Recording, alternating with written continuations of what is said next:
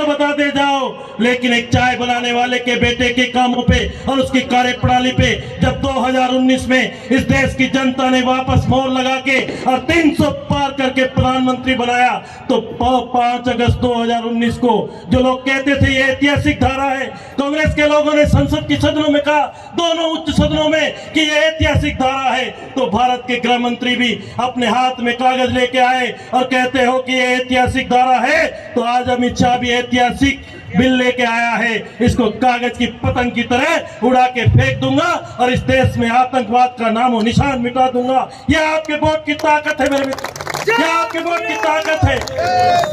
और आज नरेंद्र मोदी नाम के व्यक्ति ने, हमारे देश के यशस्वी प्रधानमंत्री ने भारत की न्याय व्यवस्था को धन्यवाद देते हुए कहा कि आज का दिन ये श्रेय अगर जाता है तो भारतीय जनता पार्टी की सरकार के बाद इस देश की जनता का न्याय व्यवस्था में। कांग्रेस के लोग कहते थे चिल्ला चिल्ला के मंदिर पे फैसला अगर सनातन धर्म के पक्ष में आ जाएगा तो खून की नदियां बह जाएगी, पता नहीं क्या होगा, लेकिन ये न्याय व्यवस्था में हिंदुस्तान की जनता मानती है। और एक कहीं बकरी का बच्चा भी नहीं मरा और आज राम मंदिर भव्य बन के तैयार हो गया। ये सब ये असली आपके सनातन की ताकत। और तो ये सनातन इनको काम नहीं आएगा। जब मंदिर के निर्माण के लिए प्रधानमंत्री जी ने सभी विपक्षी दलों को कहा कि आइएगा, भगवान राम सबके हैं, सनातन धर्म सबका है, कांग्रेस के लोगों ने बहिष्कार करते हुए कहा कि राम हमारे नहीं है, सनातन हमारा नहीं है। मैं इस मंच के माध्यम से केकड़ी की पवित्र धरा पे आप लोगों को निवेदन करना चाहता हूं, जो सनातन के नहीं है, हमारे देश को आजाद करने के लिए अपने प्राणों की आहुति दी, अपनी जान गंवा के और अंग्रेजों से मुक्त किया है।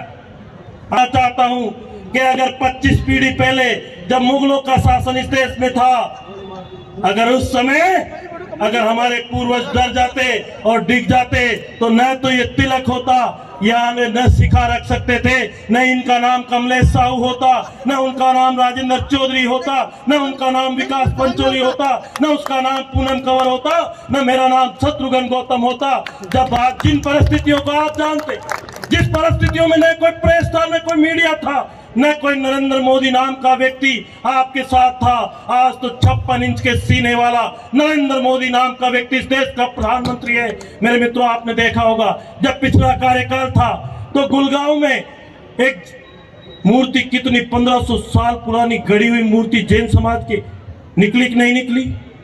वो किसके डर से किसने दबाई थी, कि उन परिस्थितियों में कैसे दबी थी, और समय आया तो मूर्ति अपने आप प्रकट हुई। ये चीजें विचारणीय है। मैं आपको हाथ जोड़ के कहना चाहता हूं कि आएंगे कांग्रेस के लोग, विकास की झूठी बातें करेंगे, विकास का वह नहीं जानते, ये भ्रष्टाचार का वह जानते हैं, इनको कुछ नहीं है, इनको देश से और हमारे सनातन से कोई प्यार नहीं है। मेरे मित्रों, मैं आपके चरणों में निवेदन करना चाहता हूं कि 10 साल में ये देश बदला है और एक यशस्वी प्रधानमंत्री ने 2047 की सोच लेके कि विकसित भारत कैसे हो, मेरा भारत कैसे बदलेगा, पूरी दुनिया के अंदर भारत की क्या इमेज होनी चाहिए, ऐसा देश का यशस्वी प्रधानमंत्री हमारे बीच में हमको मिला है। तो मैं आपको कहना चाहता हूं कि तीसरी बार वो कैसे प्रधानमंत्री बने, यह आपकी हमारी नैतिकता, हमारी जिम्मेदारी है कि तीसरी बार ये प्रधानमंत्री नरेंद्र मोदी नाम का 15 अगस्त 2024 को लाल किले से झंडा फहराए। यह आपकी हमारी जिम्मेदारी है। ये राष्ट्र का एक ऐसा राष्ट्र नायक है जिसने दुनिया को बता दिया, जो 10 साल तक 2004 से 2014 तक हिंदुस्तान को कुछ नहीं समझते थे, वो आज आते हैं। अभी आ रहे फ्रांस के राष्ट्रपति किया, जब आज ये दिन देखने को मिला है, ये बहुत ऐतिहासिक दिन है। ये सारे लोगों ने अपने प्राणों की आहुति दी, किसी ने अपना बेटा खोया, किसी ने अपना पति खोया, किसी ने अपना लाल खोया, लेकिन सनातन के लिए बलराज जी ने जैसा कहा ना कि हम राम जी के काम आएंगे, जाएंगे तो सही, उन्हीं की देन है कि यह आज मंदिर का भव्य प्राण प्रतिष्ठा होके और रामलला 500 सालों के बाद मंदिर में विराजे हैं। तो ये सनातन धर्म की सबसे बड़ी जीत है मेरे मित्रों। और एक चाय बनाने वाले का बेटा जब 2014 में पूरे दुनिया हिंदुस्तान की तरफ निगाहें गड़ाए के बैठी थी, 2065 में एक ऐसी गूंगी बहरी सरकार थी जो चाहे धरती पे भ्रष्टाचार हो, चाहे आसमान में हो, चाहे समुद्र में हो, देश की राजनीति को रसातल में ले जाके और पूरी दुनिया में हिंदुस्तान का नाम नीचा करने वाली सरकार जब 10 साल रही तो देश की जनता ने चारों तरफ से सोच लिया कि अब तो इस चाय बनाने वाले के बेटे को प्रधानमंत्री बनाना है। लोग सोच में भी नहीं थे। कांग्रेस के लोग बड़ी बड़ी बातें करते थे। एक नेता ने तो कहा कि चाय बनाने वाले का बेटा देश का प्रधानमंत्री बन सकता है। लेकिन ये जनता जब पलटती है, जनता जब उलटती है तो जाने कितने विकास पुरुषों को नेस्तनाबूद करती हुई निकल जाती है और 272 का आंकड़ा पार करते हुए 282 25 मई 2014 को नरेंद्र मोदी नाम का व्यक्ति प्रधानमंत्री बना। जनसंघ के जब जनसंघ बना 1951 से लेके, चाहे जनसंघ का चुनाव का घोषणा पत्र हो, चाहे भारतीय जनता पार्टी का चुनाव का घोषणा पत्र हो, उस घोषणा पत्र में 2 बातें प्रमुखता से आती थी कि कश्मीर में धारा 370 खत्म होगी, भगवान राम का मंदिर बनेगा। चलते चलते चलते चलते 65 साल निकल गए।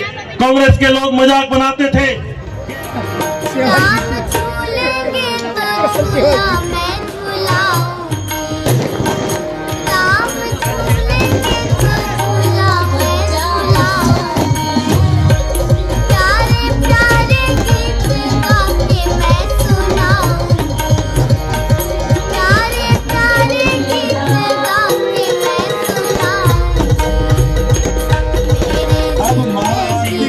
बताऊंगा तो अभी घंटे लग सकते हैं। मैं तो आपको यही कहना चाहता हूं, जो सनातन को गाली दे, जो सनातन के लिए कहे, एक इंडिया गठबंधन का एक मंत्री, तमिलनाडु के मुख्यमंत्री का बेटा ये कहे कि सनातन बीमारी है, सनातन कोरोना है, सनातन कैंसर है, ये सनातन मिटेगा जब हिंदुस्तान आगे बढ़ेगा।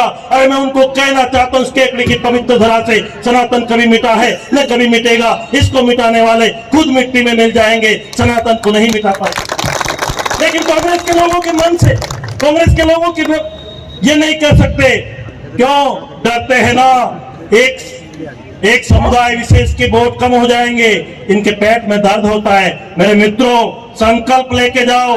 22 जनवरी आज से ही ऐतिहासिक धरोहर है। आज मैं जा रहा हूं, जयपुर से निकला सुबह, सांगानेर, रेनवाल, फागी, मालपुरा, डिग्गी और केकड़ी में तो जब मैं निकला, जूनिया में 1000 महिलाओं ने कलश यात्रा निकाली। बिलाटे खेड़ा में पूरा गांव हनुमान चालीसा और रामायण पाठ कर रहा। हिंगुड़िया में कलश यात्रा चल रही। शहर में मंदिरों में पूजा हो रही। आप चलो गोवर्धनपुरा में, लोग समेड़ा में और सरवार कस्बे में हर बच्चा एक ही नारा, जय श्री राम जय श्री राम। केकड़ी कस्बा पूरा भगवा में हो रहा है। आगे जाओ बघेरा, घाटोटी, जहां भी गया इतना प्यार, ऐसा लग रहा है कि अब दिवाली 22 जनवरी को लोग मनाएंगे। आज ये हिंदुस्तान के सनातन धर्म ने और संस्कृति ने तय कर दिया कि जिसके लिए हम 500 सालों से इंतजार कर रहे थे, हमने कितनी पीड़ा देखी है, कितना कष्ट भोगा है। अगर ये हिंदुस्तान में नहीं बनेगा तो कहां बनेगा, कहां बनेगा? तो ये चीज आज हमको दी है, तो हम उस प्रधानमंत्री जी को, उसने योगी आदित्यनाथ जी को हम अंत स्तर से धन्यवाद ज्ञापित करते हैं कि उनकी मेहनत, उनका प्रयास, उनकी मेहनत वास्तव में धरातल पे रंग लाई है। मेरे मित्रों, ज्यादा निवेदन नहीं करते हुए मेरे अभी 2-3 जगह और जाना है, अभी कार्यक्रम हो रहे। मैं तो यही कहूंगा, सोच लो, अगर हमारी संस्कृति है, हमारा धर्म है तो सब कुछ है। अगर पैसा है और धर्म और संस्कृति नहीं है तो पैसा तो ले जाएंगे वो लोग। 20 साल 25 साल बाद बढ़ती हुई जो चीजें हैं आप सब जानते हो, मैं ज्यादा नहीं कहना। कैमरे लग रहे चारों तरफ। ये सोच लो, ये विचार कर लो, यहाँ से अच्छी तरह से सोच लो। बार बार नहीं कहेंगे, ये समय बार बार नहीं आता, 5 साल में एक बार ही आता। ये विकास के नाम पे बहुत आएंगे। विकास के नाम पे मैं कहना चाहूंगा, ये राजनीतिक मंच नहीं है, लेकिन आप लोग मन में एक संकल्प बना के ले जाओ कि हमें 24 के अंदर वापस एक बार कश्मीर से कन्याकुमारी तक और कामरूप से द्वारिका तक एक ही चीज करनी है कि हमें नरेंद्र मोदी नाम के व्यक्ति को वापस लाना। रूस और यूक्रेन का युद्ध हुआ, पूरी दुनिया फंसी हुई थी। यूक्रेन के अंदर भारतीय विद्यार्थी फंसे हुए थे, उनके अभिभावकों ने प्रधानमंत्री से